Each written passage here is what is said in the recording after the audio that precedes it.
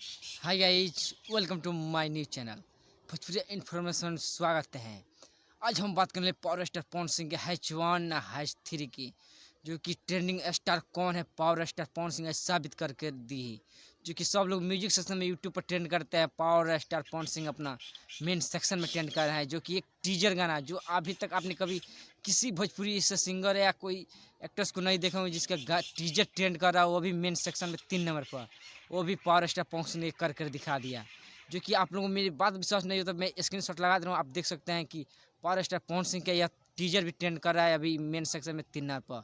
और गाना का बात करें, गाना सपना छोड़ दिया पावर स्टार पवन सिंह तो पूरा गर्दा मचा कर रख दिया है, जो कि अभी अभी 1 नंबर पर म्यूजिक यूट्यूब के मेन सेक्शन में अभी ट्रेंड कर रहा है। ये गाना पावर स्टार पवन सिंह आप लोग बता दी, क्योंकि ये भी एक इतिहास रच दिए पावर स्टार पवन सिंह। 7 घंटा के अंदर ही 1 नंबर चल जा चुका है, जो VR म्यूजिक जिस गाने के नाम है लहंगा लहक जाए, पावर स्टार पवन सिंह और शिल्पी राज गाए हुए हैं, क्योंकि इस गाने को बहुत सा प्यार मिल रहा है आप लोग से। और अगर मेरा वीडियो आप लोगों को पसंद आया तो प्लीज़ मेरे वीडियो को लाइक कर दीजिएगा और मेरे चैनल को सब्सक्राइब कर दीजिएगा।